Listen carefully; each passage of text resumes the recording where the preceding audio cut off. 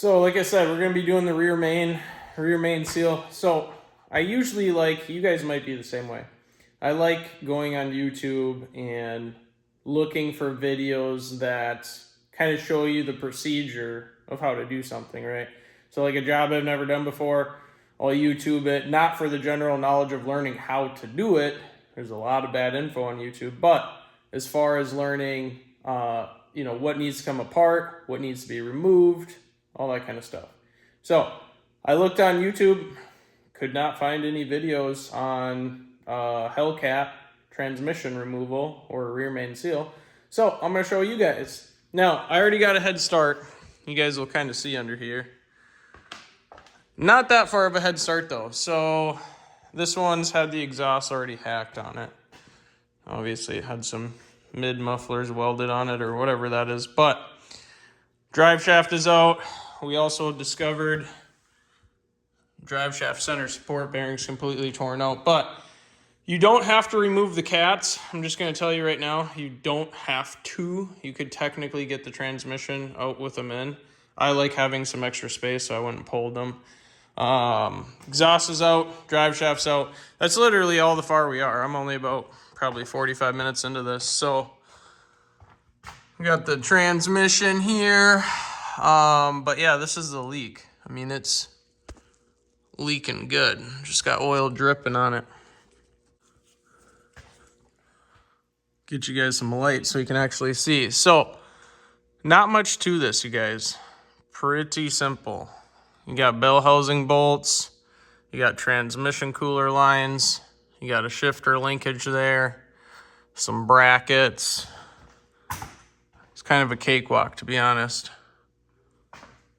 Not much going on here. So we're going to start by loosening this mount just to give us a little bit of extra room up in here because it will tilt the engine back slightly.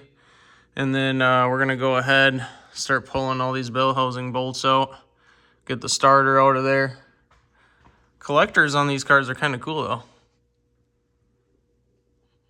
It's literally 4 pipes merged into one. Pretty cool.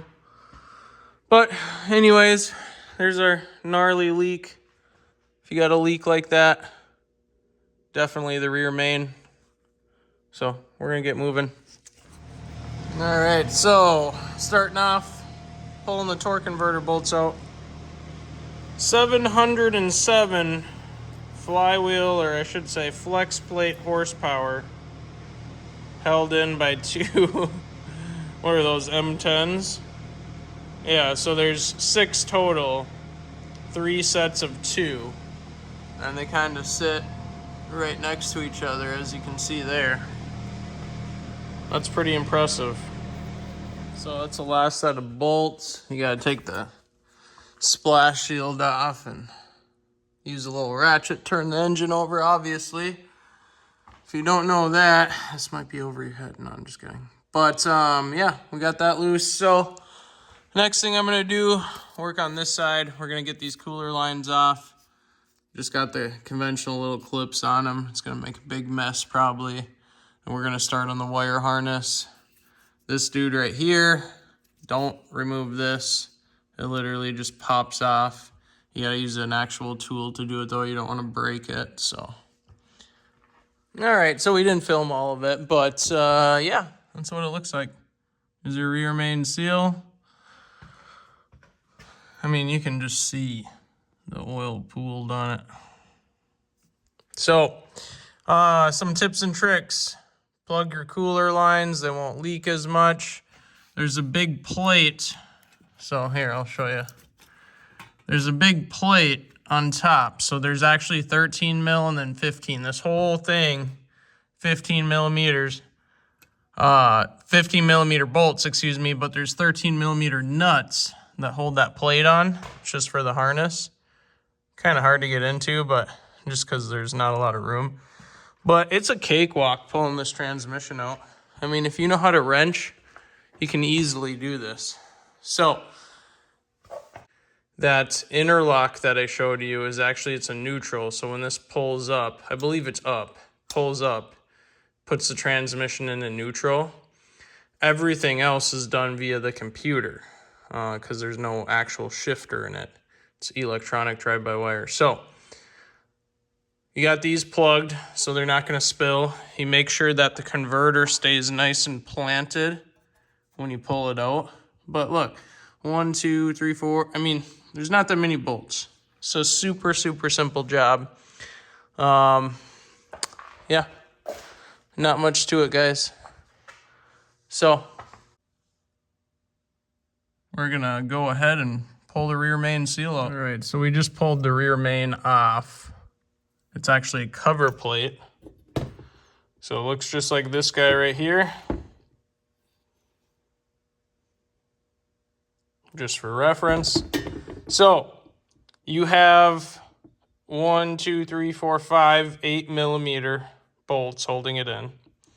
Do not forget about the 2 10 millimeters that stick right up through the bottom.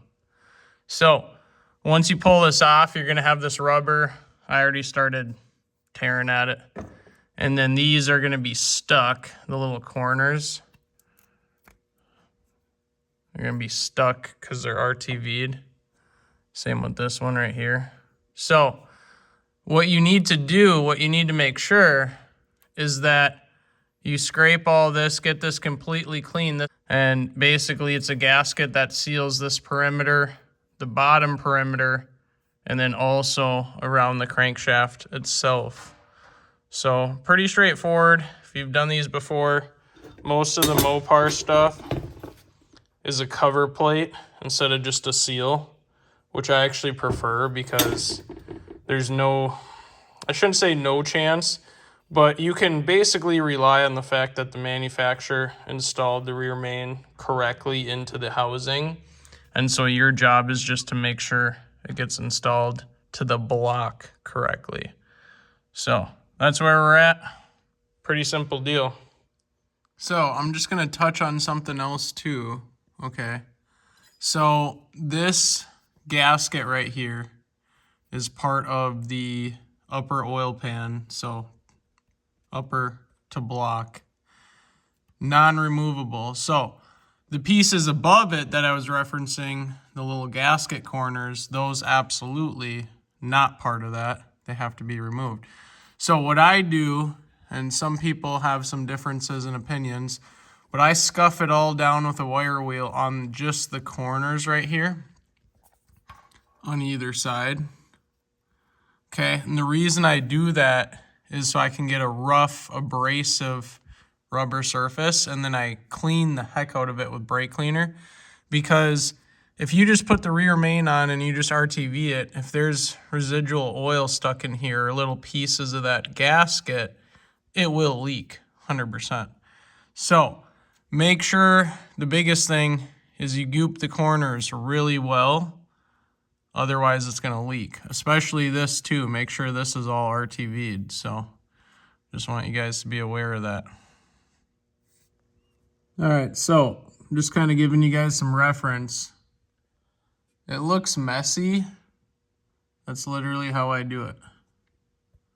Just goop it in the corners, okay? The bottom of your seal plate, I also do that. And this is Right Stuff, Ultra Gray gasket maker.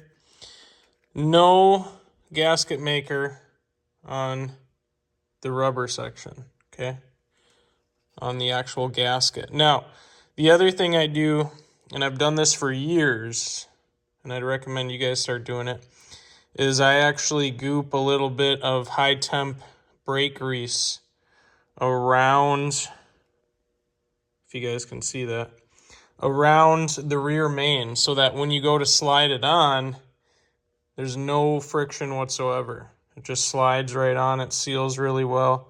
Been doing it for years and it's never failed me. So if you guys are looking for tips and tricks. So make sure everything's all clean. This is basically all clean. She's ready to be installed. So we're gonna put her on. All right, so I just set it on there. Now what you're gonna wanna do, you come in with the bottom slightly closer. So instead of straight up and down, kind of like this, where the bottom is closer to the engine block. And then you're going to use your finger and just kind of roll the seal around it. That brake grease obviously helps a lot. Now, you can already see some RTV on the bottom here. We're going to see it goop out on the sides as well, which is the whole goal. Now you have to drive the front screws first, or the front bolts.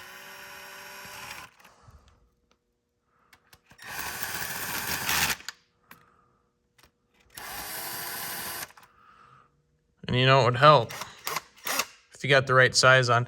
Now the reason I'm bringing this up is because the 10 mils go in the bottom, but you're not going to be able to get those in until you torque in the 8 mils that are on the rear main.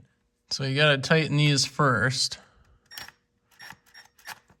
So I'm not going to put really any pressure on them. I'm just going to snug them for right now.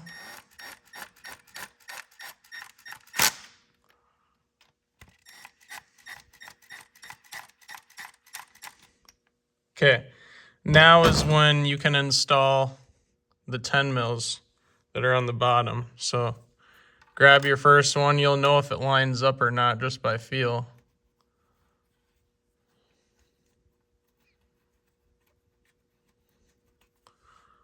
And so if you notice, you see how the screws slightly tilted back, and that's because we got to drive this plate in a little bit closer. So you don't want to tighten these down completely until you torque the 8 mils. Then you're going to pull it down by obviously torquing the 10 millimeters. Very simple process. Hope this helps you guys out.